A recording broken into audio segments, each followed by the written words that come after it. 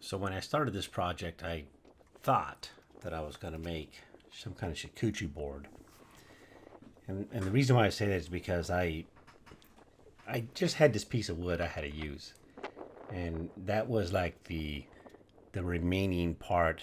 I had made some other end tables out of it, and I still had that piece there. And that top right corner there was just something that had caught my eye when I saw this at the sawmill, because I figured I could do something with that top right corner. The wood pattern just looked really cool. That bark, I could peel that bark off, and it was a on the real top right corner. There's actual wood there, and that when that bark is removed, it would make like a river. So I figured I can make some kind of cool resin river out of this, but I didn't know what. I knew I wasn't going to make a table out of it. I had already made end tables out of the other portions of the wood. And so I thought maybe I'll make a real long charcuterie board with the resin river, and then I'll just cut it in half and it'll become two charcuterie boards. So what you see me doing here is I'm just measuring because I'm trying to figure out how big this will be. If I'm going to make this into one big board and then cut it into two boards, what's going to be the size and how wide would it be? So that mold you see that I have there on the table, it's about I think it's a 48 by 24. So I'm just trying to cut this piece down to the right size, and then I know I'm going to have extra wood. So sometimes when I do these cuts, I think about what's going to be my leftover wood. Would I be able to use that? And not always. I mean, you just cut it, right? But if you can, take a second and think about my spare wood, because sometimes you're just going to cut off like 10 inches, right? But you don't need to. Maybe you could cut off 12 inches, and 12 inches is better than 10 because you're going to do something. You could do more with that leftover 12 inches, because sometimes we just cut off the leftover stuff. So anyways, that's why sometimes I take extra time to look at it, because wood is wood and you can use it for something else.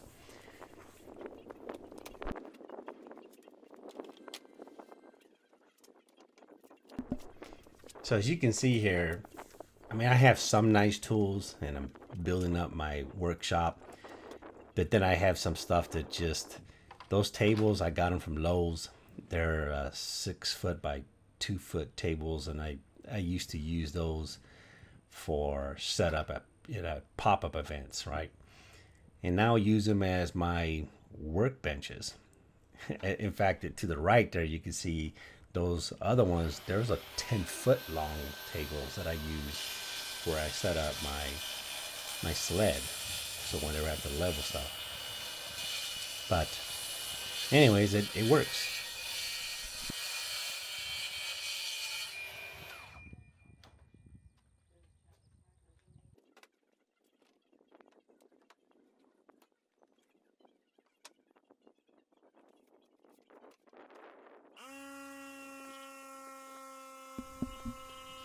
I don't know why I grabbed that broom.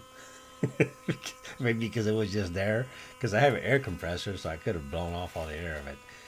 It was there. I grabbed it, and let me sweep this off. So let's get rid of that dust. Now these are just some little pieces of wood that I got, I think, from Hobby Lobby one time on some, and they're just sitting in my shop, and I use them now to elevate one of the tables.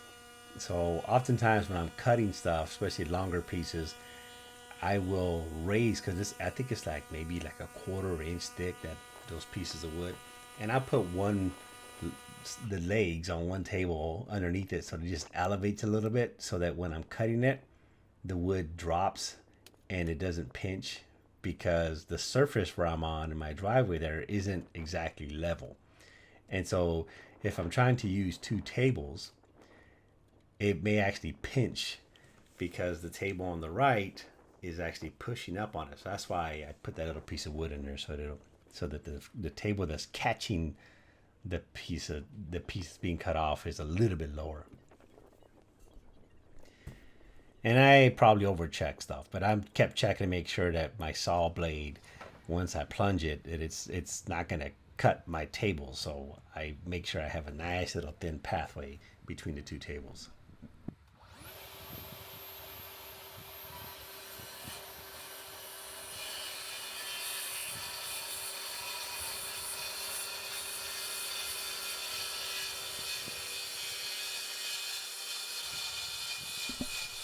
Now, I bought this particular track saw because I was, doing all my research online. It was a powerful track saw, and it is. That thing is really powerful.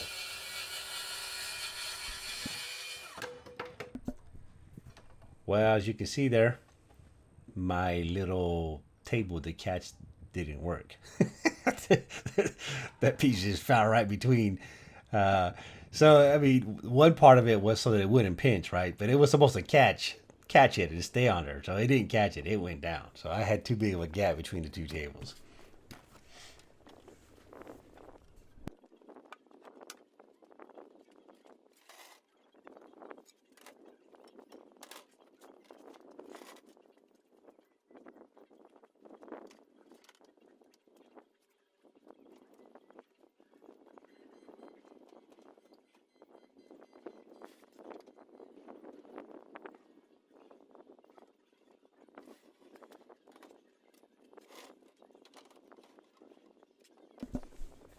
Now this is me just simply trying to square off the bottom, even though it doesn't have to be perfect yet. Because I mean, I really don't even know why I did this, because when I throw it in there and I get all the resin in the end, I'm gonna pull that whole thing out, and that's when I'm really gonna square it. But for whatever reason, I decided to try to square it off right here.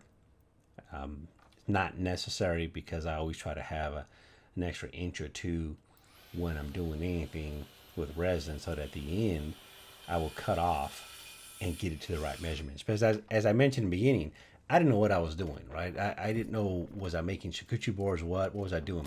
So I didn't know I was going for exactly 42 inches or 44 inches, whatever. But either way, I wanted to get a nice square there, and that's what I did. The other part, what I'm thinking of now, is I had to make sure it fit into my mold. So that's the other thing. But that top part there, that was my concern. That one piece to the right, it has to be cut off, and you'll see when the wood turns around, it's got that white stuff they put on it when they kiln dry it. So I had to cut that off anyways, but I wanted to preserve as much of that as possible, because I wanted that whole river lake area in there. See that white stuff there? So I had to cut that off and make it square and keep as much of it as possible. So that's why I was doing all those measurements, and then make it fit as snug as possible into my mold, which I guess was pretty snug in the end.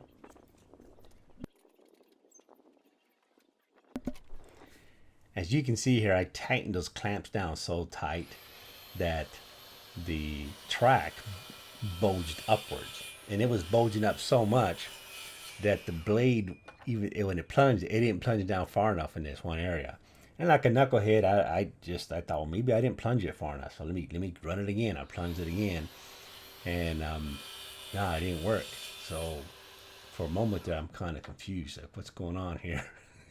And then I realized, well, let me just readjust this so that it'll plunge down further. Maybe give it like another half an inch, so it can plunge down like maybe an inch and a half. I don't know what depth I did, but I just adjusted a little bit, and it went down far enough, and boom, got it. And that's just because I had tightened those clamps so much. And that's oftentimes that's how I'll keep the wood from sliding, because I've clamped it down so tight. And there it is. See, it fits nice. I'm still trying to figure out what I'm going to do here. And this mold is still pretty new. I'm not sure if this is the first time I've actually used it. But as you can see, I had to unwrap the plastic wrap on that divider. And at this point, I still don't know how wide I'm going to go in this thing. I'm just trying to figure out what I'm going to do.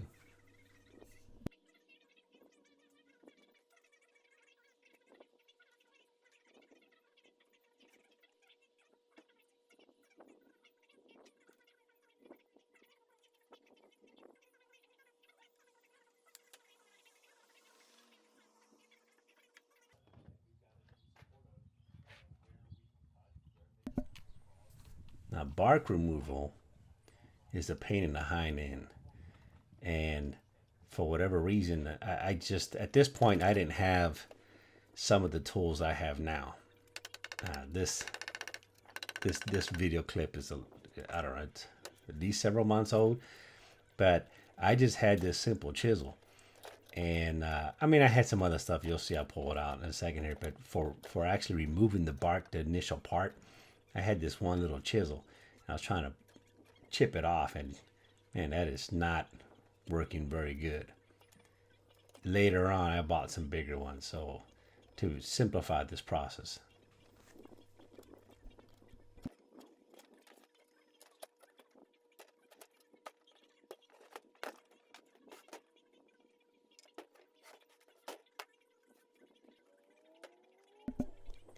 So by this point, that's when I was like, forget this stuff. Let me get the drill. Let me get this wire brush. You gotta wear gloves because that thing will poke you and cut you bad. But this is like, nah, I'm just gonna tear this thing up. And a little impatient. I didn't clamp it at first. I was trying to just run at it. But that wire with that drill, that thing will chew that thing up really quick. You just got to be careful with this thing because that thing will grab and it'll run right over the top of your wood and it'll scratch up your wood. And on the bark area, it'll scratch it up real good too. So you've got to also be careful with how much you scratch that because your resin, you're going to have to file all that stuff down. So as you can see there, I switched to get more power. But all that scratching you're doing in that bark area, you have to flatten that out because when you go to level your wood, you may end up leveling it down further into that bark area, and then you'll see the scratch lines. So just be careful whenever you're using these wire brushes because it will cause some serious marks in your wood.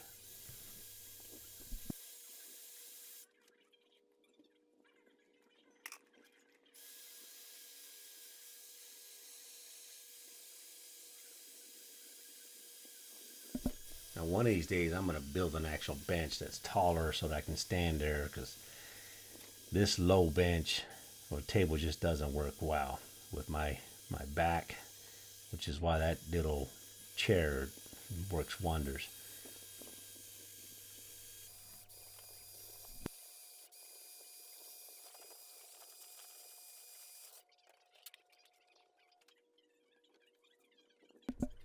So at this point, there was some nubs sticking out, and I was trying to preserve those nubs, but then I realized, wait a minute, I'm gonna make this solid black. You're not even gonna be able to see that, and those things are just in the way, and it becomes a problem when you're trying to level stuff out. So let me get that sander and level out those nubs that are sticking out there. Make this easier.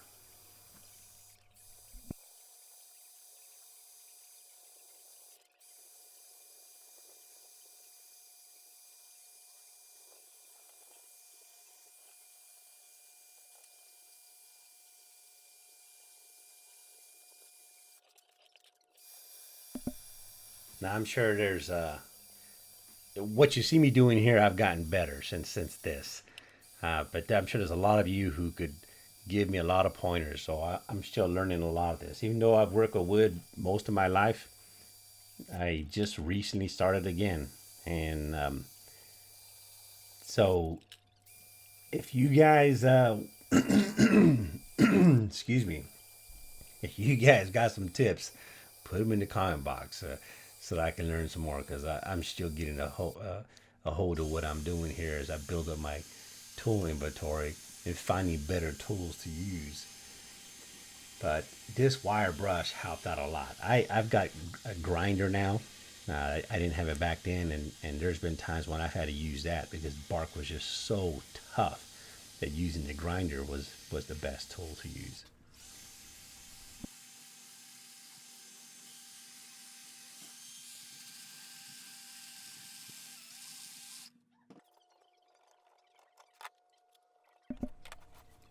But as you can see there, that wood, those lines, I'm gonna tell you what, when this table is finished, it is beautiful.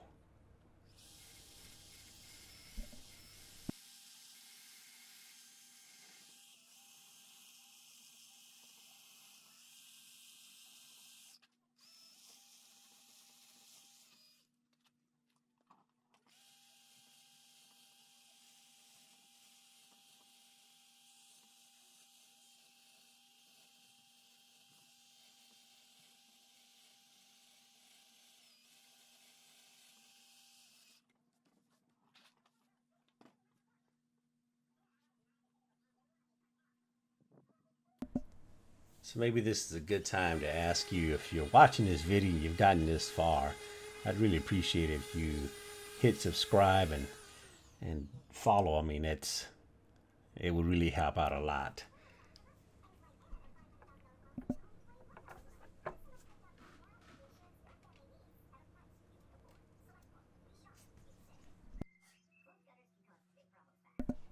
So as you can see here, I've put this in. It fits nice. It's starting to look a lot nicer, but I don't want all that empty voided space there. And I don't want to just fill it with resin. As you guys know, resin's expensive, but I wanted to do something more with it. So I'm trying to figure out what to do.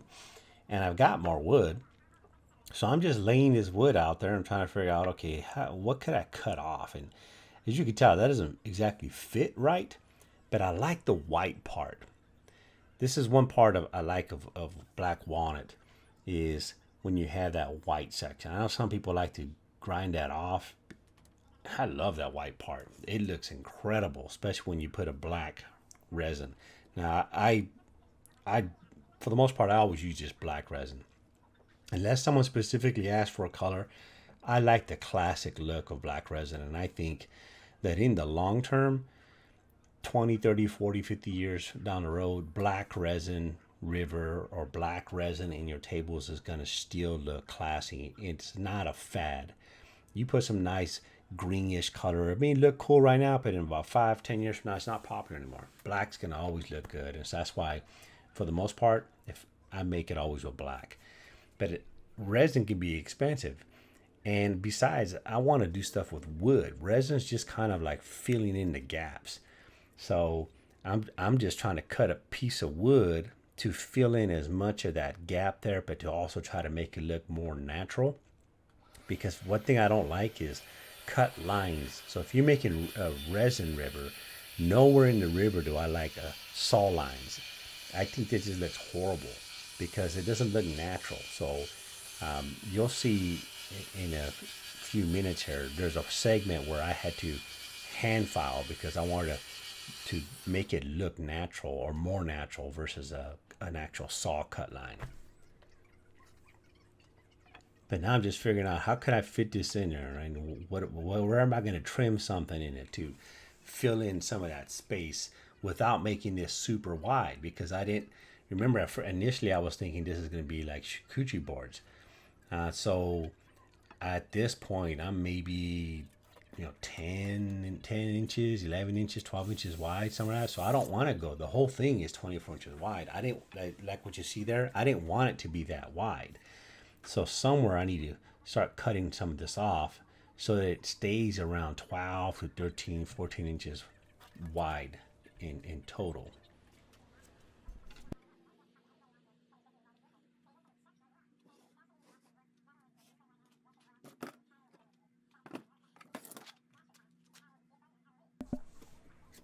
So at this point, I'm just going to freehand it. And I had another circular saw somewhere that I typically use, but I didn't want to dig it out. So I'm just going to use my track saw and just plunge it in. And I drew a line there. I'm just going to follow the line the best I can with my eyes. I mean, this is the way we used to do it a long time ago. We just drew lines and we followed the line, man. So there you go. Let me just trim this off. As I said, in the end, when this table's done, I'm going to be trimming off a small little inch or so off of it anyways.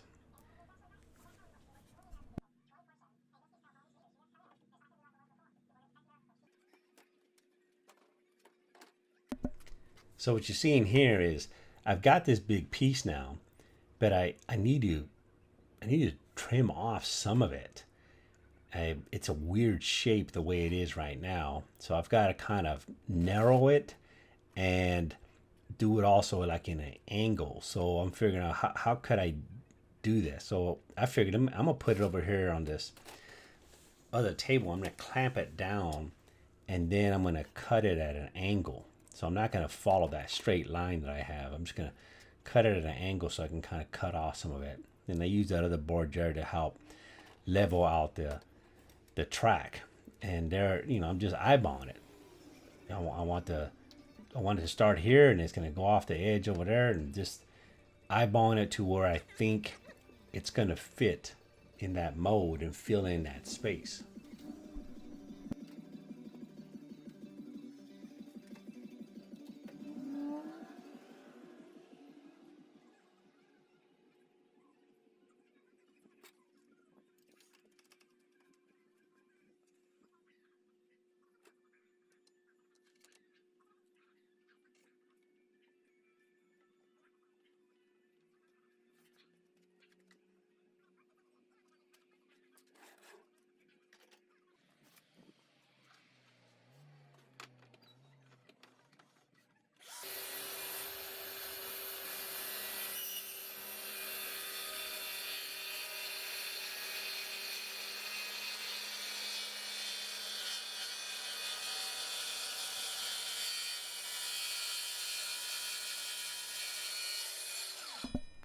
See, now that time it worked. That extra piece didn't fall in between the crack. And there's that small piece. So see how I trimmed it out? And it's a lot. So now let's see how I'm angling it. So now that I'm kind of angling it there, I'm trying to figure out so that bottom end over there, I'm gonna square it off a little bit more, and then I'm gonna figure out where I'm gonna trim this because it's going further than what I want. But as you can see, that's kind of the line I'm trying to follow. So on the bottom end over there, it's not flush. And as I said, I don't need it to be flush against the wall because of the fact that in the end I'm going to trim the whole thing. But if I can edge it just a little bit, make it more flush so that it sits more against the wall, then it's just going to be a better fit in the end. And I might not have to cut off half an inch when I'm done. So that's me just making a little diagonal line, and then I'm just going to clamp it and to hold it in place and use a track saw to trim off that little edge there.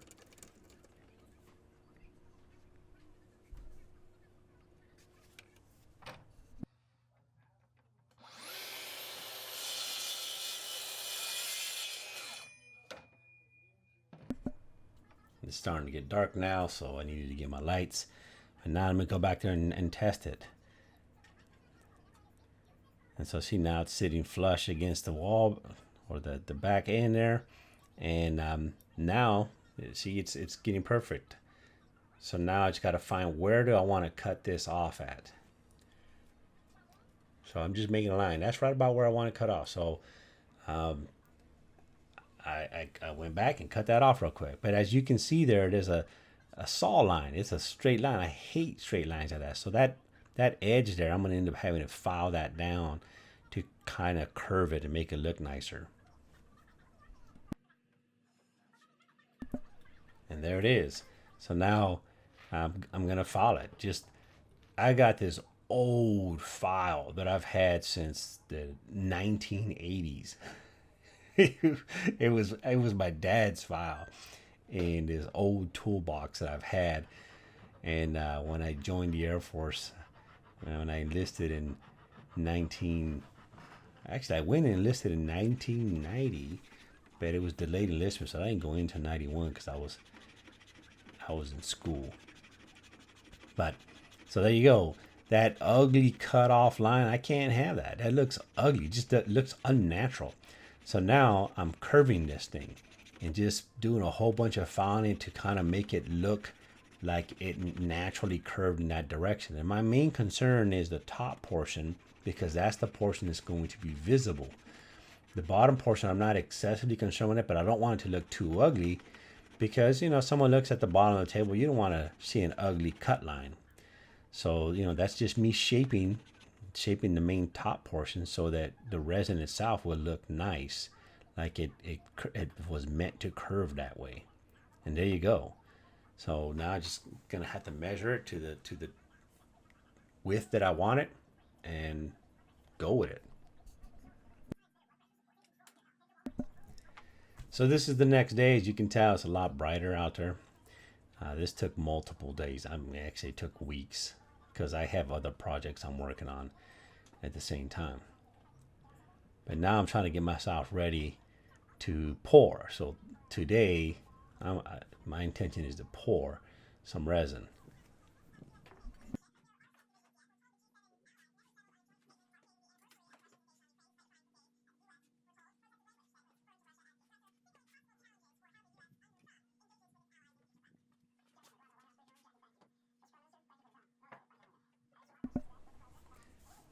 But I still have some work to do.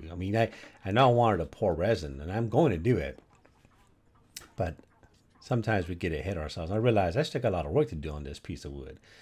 There's edges that look ugly that I need to use that file and do some sanding and some other dental work, using my dental tools to clean stuff out. So there, I'm just smoothing out these edges here because I ultimately don't know where the river's going to be at. And once I level this out, I want to make sure that if I end up taking off a quarter inch, an eighth of an inch, or something when I'm leveling this, that there's not going to end up revealing some kind of crazy straight cut line. So that's why I'm filing this down to make it look more of like a curve, a natural curve.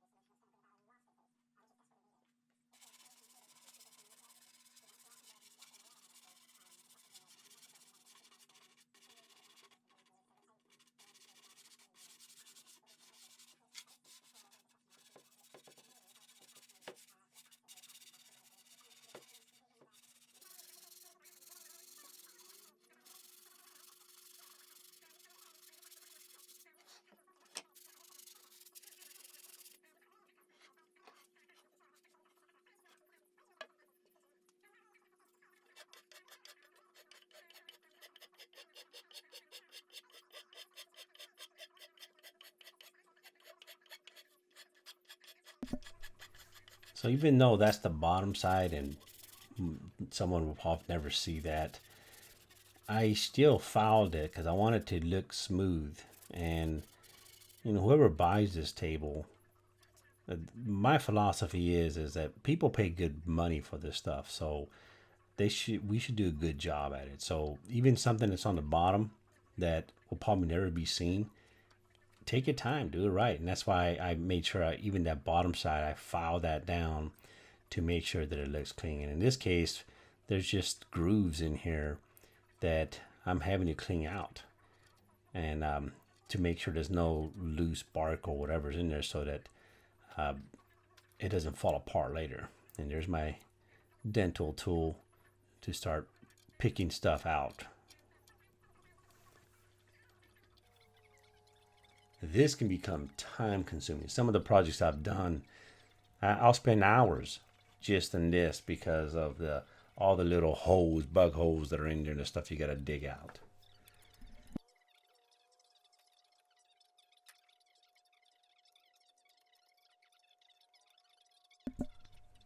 And sometimes some of the wood you start picking, you realize, oh, wait a minute, there's a little bit of rotted wood in there, or wood that you didn't even notice. It was just sawdust from the bugs that had built it in. It was real solid until you pick into it and you realize, wait, this is loose. So I spend a lot of time looking over my wood to make sure that I'm not missing something, because the last thing I want to do is, in the end, I'm overstaying it, and then I discover a punky piece of wood. and I gotta sand everything down and do it over again.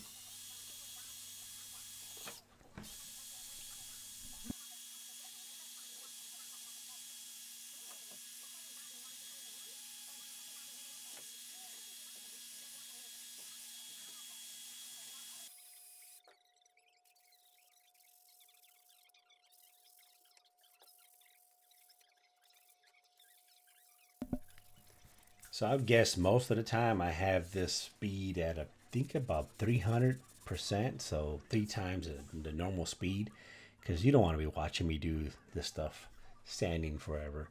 And there are times when I would go to 600% and then 800%, even 1,000. I think it was a couple of times I would even throw it up to 1,000 because it takes too long. And I'm just trying to show you all the steps of the stuff that I'm doing without making you watch hours and hours of video of me making this table.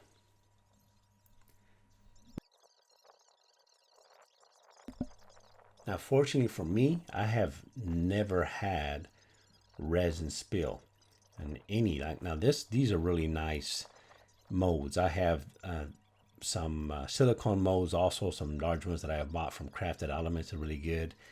And then I have the ones that I make myself by using melamine. But I take so much time to make those molds and to make sure I put that silicone in there so it doesn't leak, that thank God I have not had a leak on any of my projects. And I let it dry. I don't rush into it. I put it in there and it's going to be there for a good 30 minutes to an hour before I start actually doing anything, because I want to make sure that silicone is actually dry and waterproof.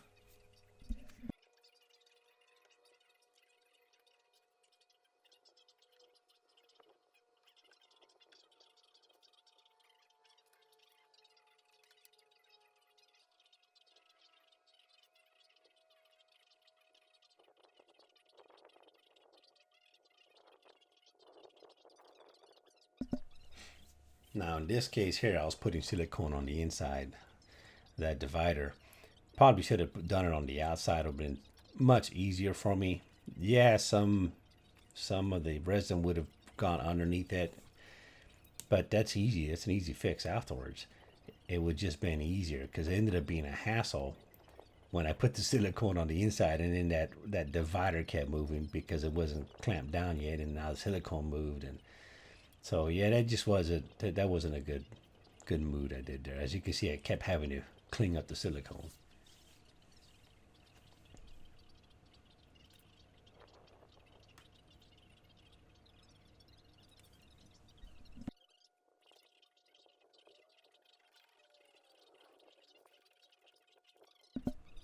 So I really like this mold, and it's got all those different areas where you can clamp it down. So as you can see, I had to put some silicone on the outside afterwards, but it's got all these different points where you can put these crossbars and clamp your stuff down.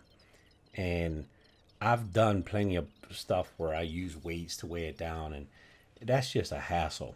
Having a mold like this is so easy, and as you guys know, you can get a piece of wood with some clamps and put it across your table and clamp it down that way with tuck tape or something like that, and that works great.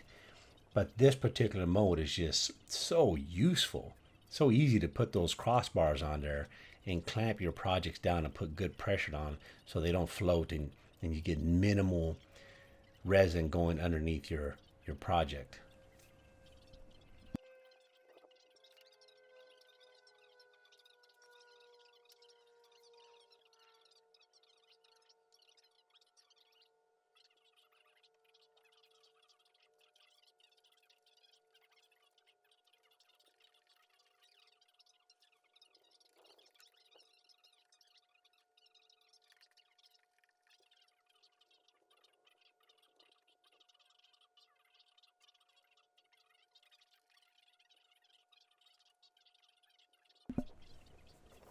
All right, it's time to mix up some resin. This liquid glass is I probably use this 90% of the time. I love that stuff. That stuff looks great. And I have some Total Boat. I've tried some other things as well. But when it comes to deep pour, this is just my favorite. It works great.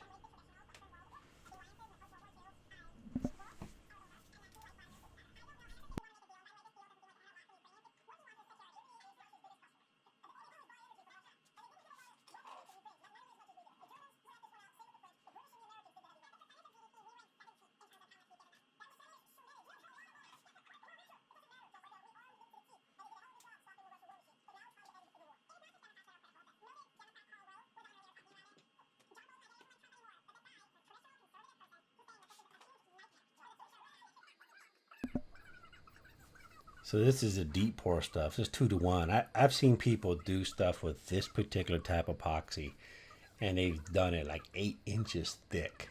Now you have to have a cool chamber and all that stuff to make sure it doesn't flash cure. I don't know what I've done. I think I may have done 3 or 4 inches thick with it before, but this stuff is great, and you can really go thick with it and not have any problem. That's why I really like this particular brand. And it's a 2 to 1 ratio. And I usually try to measure and do the mathematics to do the right amount.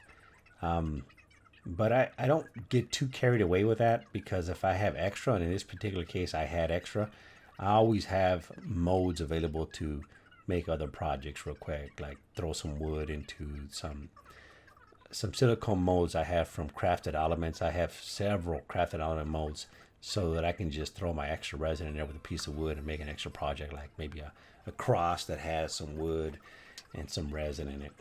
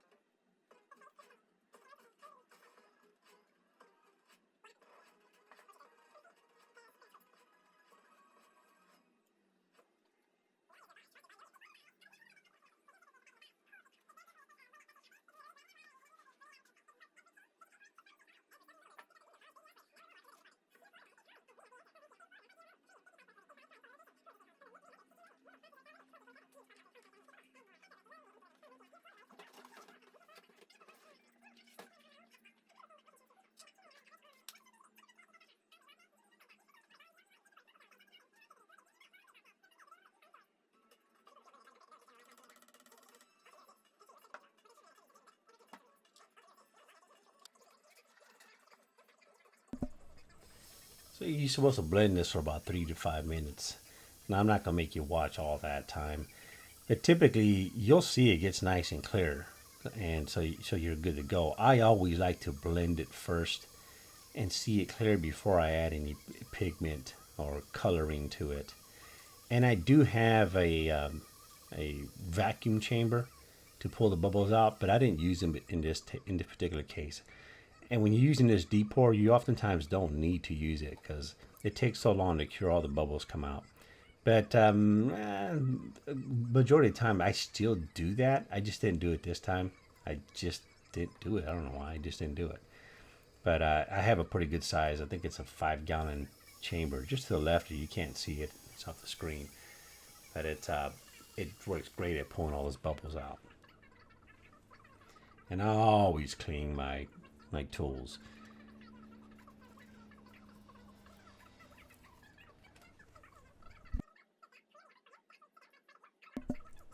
As you can see, there's a lot of bubbles in there. That's because I had not removed the bubbles. And that's fine. I didn't really have a problem with bubbles in this particular project. There's the pour. Now this stuff takes 12 to 24 hours before it starts kind of really getting thick and to the tackiness. But it takes 3 days to cure, to get hard. But I always like to leave my stuff in there for like a week. I've even left stuff longer than that just because I had other projects going on. But for me, ideally, I like to leave my stuff in there for a week. Give it a good 7 days to get nice and hard. And I have a meter to test the hardness, but I never use it. I've used it before, but I never use it. I just leave it there. Leave my stuff in there for 7 days. I know it's nice and cured. There's no rush. I want to make sure it's solid before I do anything with it.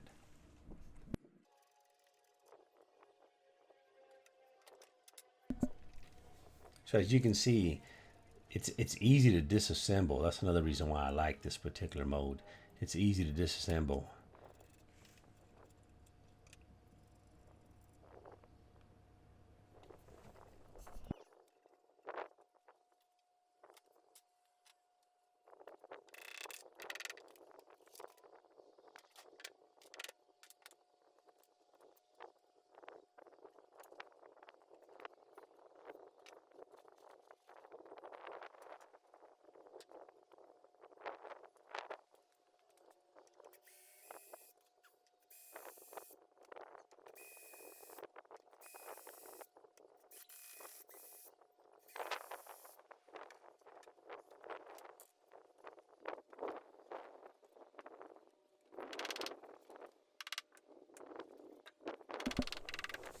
Now, I always wear gloves when I pull these things out of the molds, because that resin, the edges will be like sharp glass and it will cut you. And I have gotten cuts, nice slices. It's like a razor blade type cut. It's so sharp. So I always wear gloves, period. And I have a practice of, typically whenever I pull anything out of a mold, I right away get some sandpaper and just quickly sand off the edges to remove all the sharpness, especially the corners. The actual corners is like a spear. It's so sharp. But I just real quick like go over all the edges to get that sharp razor edge off of it, and then wherever I had anything holding it down, like holding it clamps down, that'll have a sharp edge as well. So real quick, like just take some sandpaper and sand it down so that you don't slice yourself as you're handling this, because inevitably at some point you're going to be moving this thing around while you're not wearing gloves. So when I first pull it out, I'm wearing gloves and I make sure I go over the whole thing to get off all those edges, because you will get some nasty slices if you don't have some gloves on.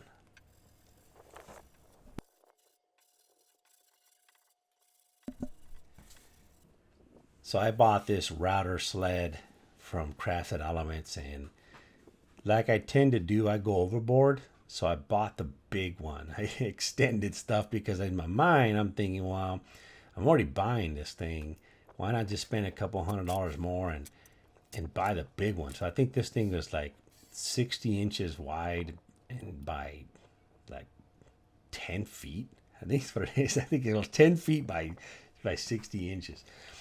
So I don't know what I was thinking, but I figured, hey, one of these days, if I build something big, I'll be able to do it.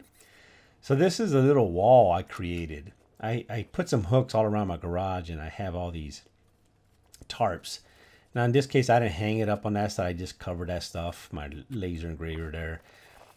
But I have hooks all over the ceiling, and I can hang those all the way around and make an entire enclosure. Because as you'll see here, when you start leveling, you make a huge mess.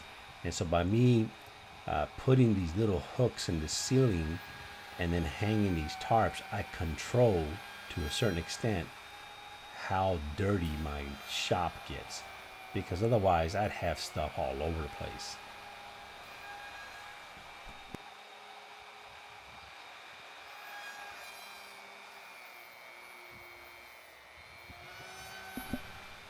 So as I mentioned, I sped up the film.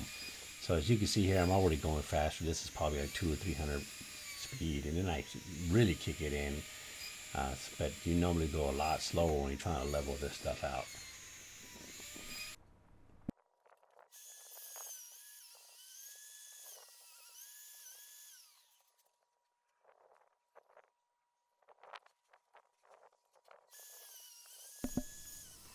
Now I don't know how long this thing took me to level it out, but some of these tables I have done, I spent half a day, if not longer, leveling, because of the I don't do a lot.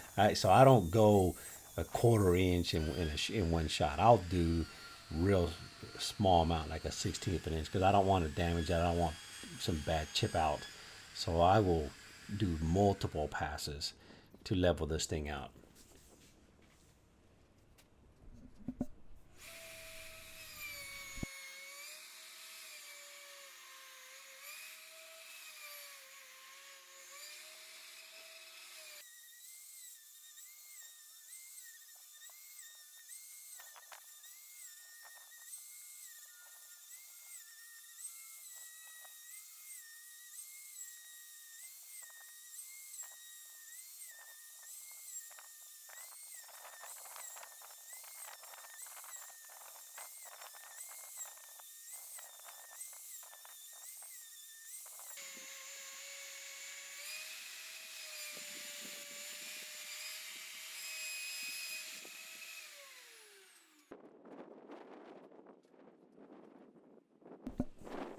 Those little cookies there they're awesome. If you don't have some of those, I'd recommend you get them. They're perfect for holding your project in place when you're sanding. It's not going anywhere. It's got a nice grip. Besides, I don't like to have my stuff on the table because that's a solid plastic table. I don't want to add scratches to the table that I'm trying to smooth out now.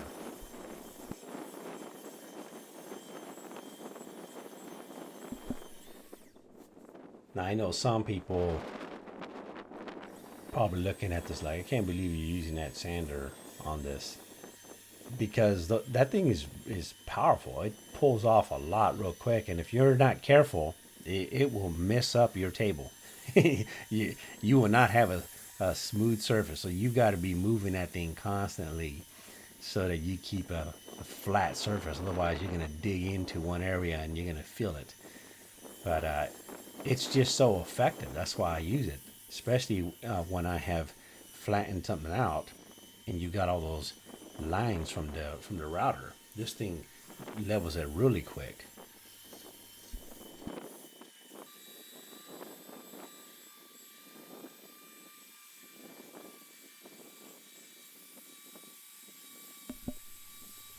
Now this is a battery operated one, and the only reason why I got the battery operated one is because it was on sale.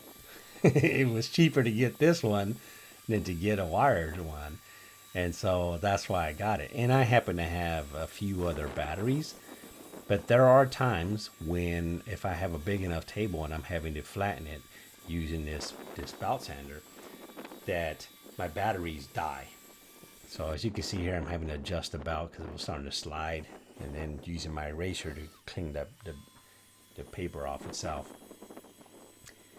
But yeah, normally you'd want to get a wired one, so this way you don't have to worry about your battery down on you.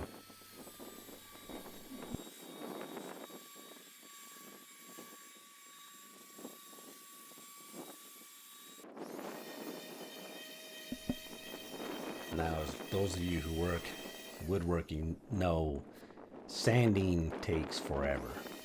Forever. At this point, I think I was at 80 grit, and then I realized, man, I gotta switch this. I'm gonna have to put some 40 grit because it still needed to go rougher. So I think I did some 40, then I went to 80.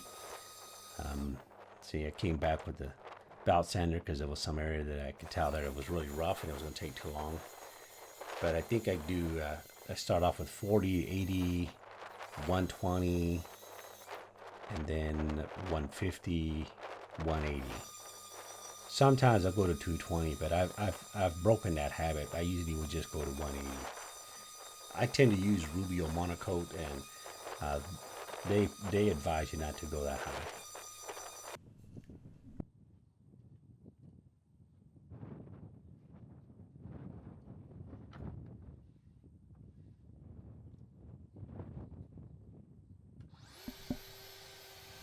So now I'm just trimming off one of the edges where the resin's at.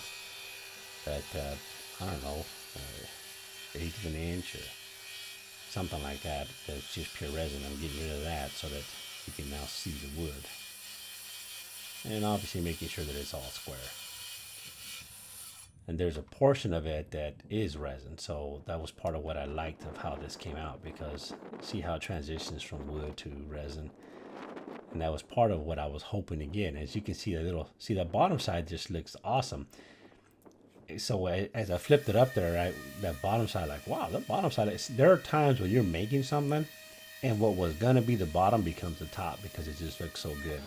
But in this case, although for a moment there I thought about it, I didn't do that, because when the wood pattern later on is when I knew I had picked the right side.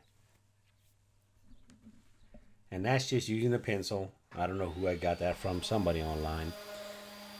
It's a perfect technique to take a pencil, draw your lines on there, and then start sanding. And when the pencil marks are gone, you move on to the next section.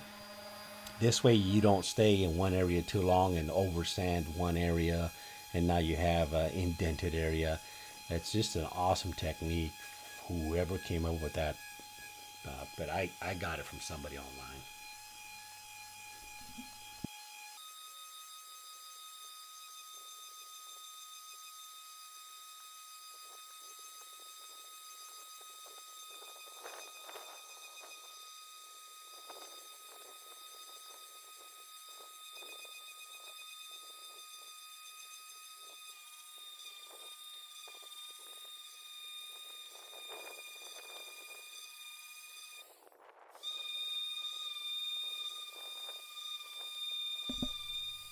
So I have multiple routers, and I have a palm router where I typically do some kind of rounded edge or chamfer edge. I don't know if I had my palm router at this point or I had not bought it yet, but there you go. I'm just using a orbital sander, and that's the way we used to do it in the old days. So you can always make a round edge with orbital sander. You just got to make sure you've got a good pattern on how you're doing it so that you don't mess it up.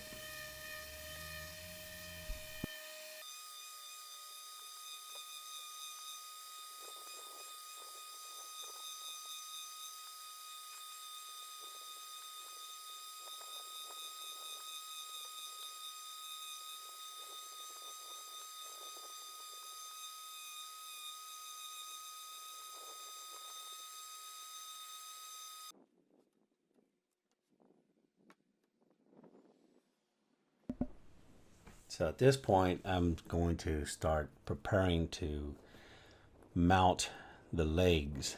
I want to drill the holes and put the inserts and get all that in place before I go too far. These are Flowyline legs. Flowyline out of California. They make some awesome legs. In fact, I've transitioned, and most of my legs I use are Flowyline legs now because they're solid, heavy metal legs, and the whole system that they use, even the cutouts for mounting. I have bought some from Amazon, and man, it was a hassle because just the cutouts for mounting. Whereas the way Flowyline does them, and other companies that are high end makers of legs, it's easy to mount your legs. Plus, they're solid, and then you'll see later they have these little feet that they put on them so you can adjust them in case if the ground is not level.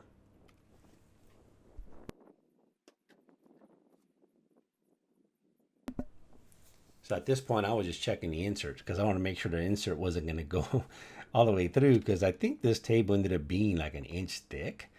For whatever reason, I ended up having to level it out too much. So that's the insert, and I was making sure that I had gotten the right insert so that it wouldn't go all the way through when I mount it in. And I always use inserts. It's very rare that I have not used an insert, and I do that because I want it to be easy to remove the legs, especially for the whoever purchases these items later on when they're moving.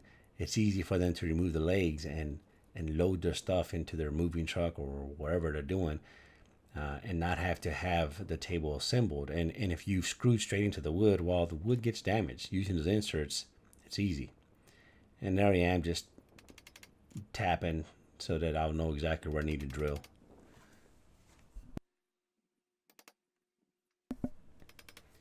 And from this camera angle, you can't see it.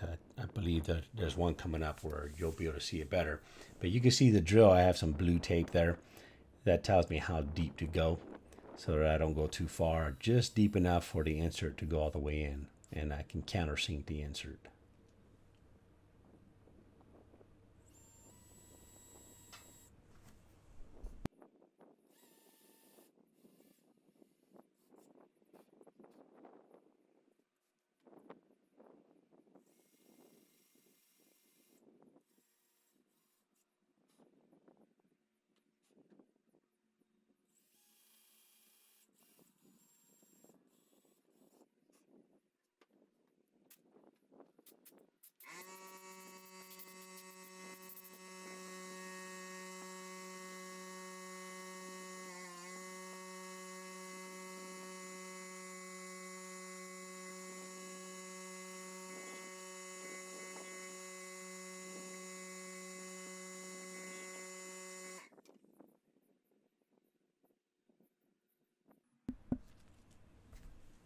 So as you can see, those are the inserts that I put in.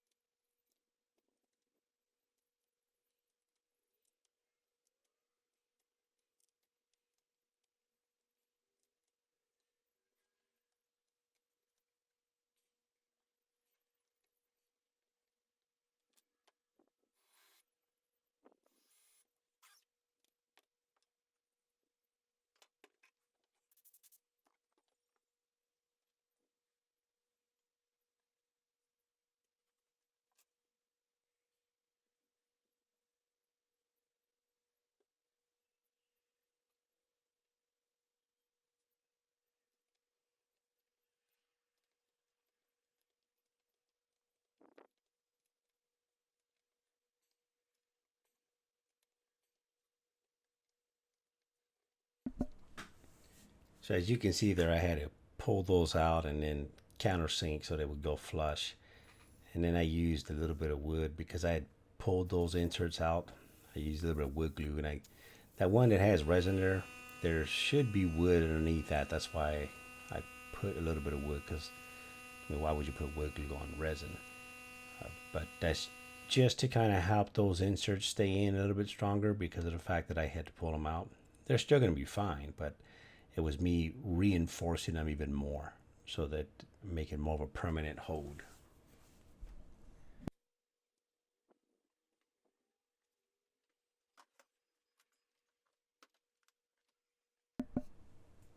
So at this point, I'm really just testing, make sure everything mounts in good before I move on. I've learned to do that. I go all the way through to make sure that the legs have mounted on completely before I go and remove them. So now this is me doing the other leg, the other side, following the same measurements. I'm using my square. I had measured out, I don't know, an inch, inch and a half, whatever it was. So there's the tape that I told you about, how deep I need to go.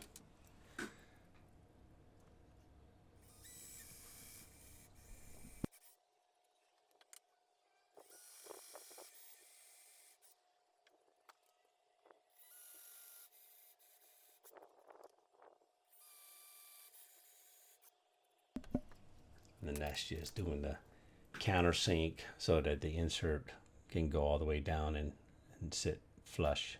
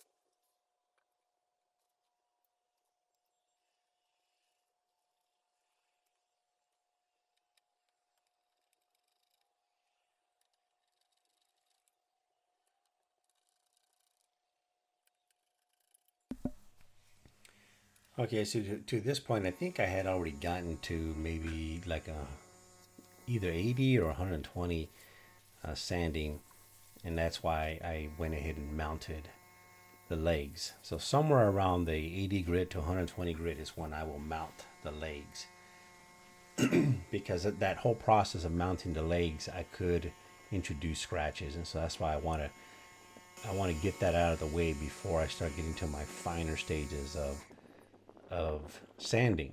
Plus, now I got to do my touch-ups, and touch-ups is a lot of work. For those of you that do this, you know this can take an enormous amount of work to get these done. I have some tables that just take that is multiple attempts because it keeps messing up. On this table, I didn't have all those problems, and in some cases, I will use CA glue. In other cases, I will actually use like 5-minute epoxy, or even the full-fledged like tabletop epoxy that'll harden in 24 hours. Just depends on what I'm trying to fix. But this CE glue works great, except that sometimes you got to do it multiple times to get it to fill in those little holes.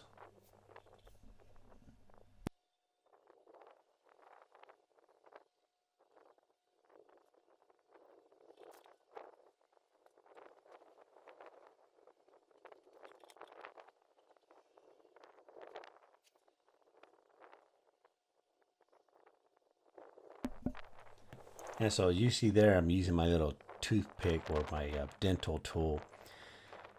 When I pour that CA glue or even resin, whatever I'm doing to fill in those holes, I would use a toothpick or that dental tool to push it into the hole to get any bubbles in there, because otherwise I'll end up getting another bubble. So if you have a small little hole when you're trying to fill it with CA glue, use a toothpick or something like that dental tool to push it in and fill in that gap before you spray it with the accelerator. Or if you're using 5-minute epoxy or whatever you're using, just push the resin actually into the hole to fill it up. And now I'm just doing some more sanding, a lot more sanding. Now you're not going to see it all because I'm not going to show it all, but just a whole bunch of sanding. Pencil again and sand. Pencil again and sand.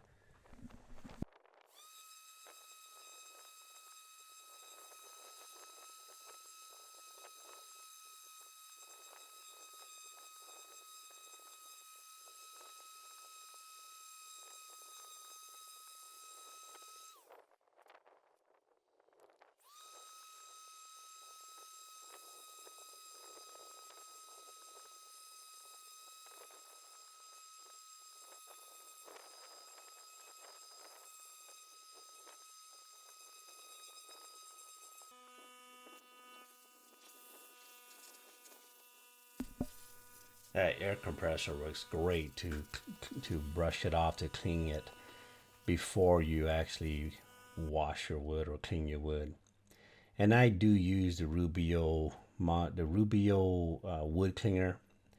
I know some people use mineral spirits, but it's what's recommended, and it's not that much more expensive. I guess it is more expensive, but I like using the original stuff, and so it does a great job for cleaning the wood and prepping it for applying the actual coat later on.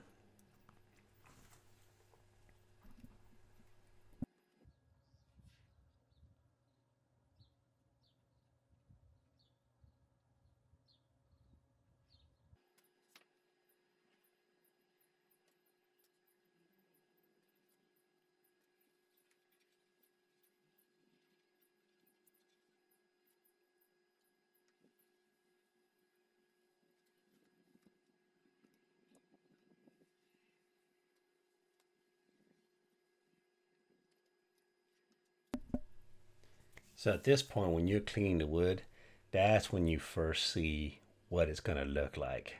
And this is what we all love. When we get to this stage, like, wow, this is looking beautiful. I love this part of the project because this is when I first see what it's gonna look like once it's done. Once I've got the stain on it, that's what it's gonna look like.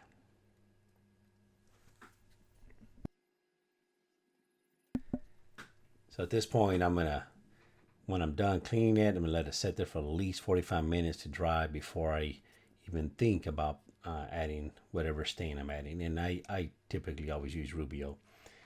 And it appears that somehow I didn't record my applying the Rubio monocoat to it, or I lost that video clip, but there it is.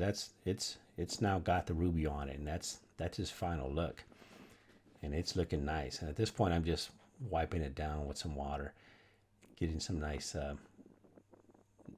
cleanness, because I maybe had been sitting there for a few days, dusting it off. But I'm gonna mount the legs on this thing now.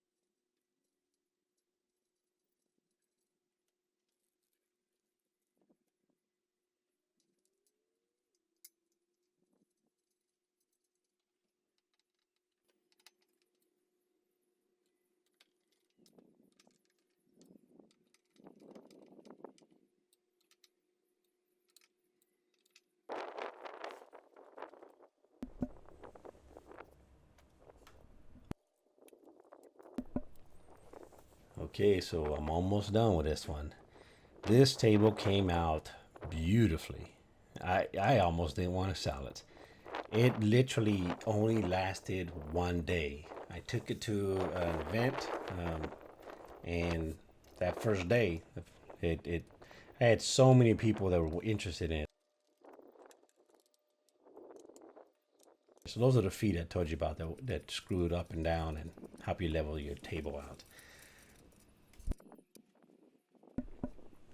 This table lasted one day, and it was purchased, and the person that purchased it ordered matching end tables. So I ended up building some matching end tables with the same Flowyline legs. And I have pictures on the website that the customer sent me of how they set it up in their house. Just it looks beautifully. But look at that thing. Beautiful black walnut. And I'll get a little bit closer here in just a second so you can see the patterns in the wood. So what do you think? Let me know what you think about this one. It was an interesting project that almost became a charcuterie board, but ended up being a hallway table, and I loved it. This thing is awesome.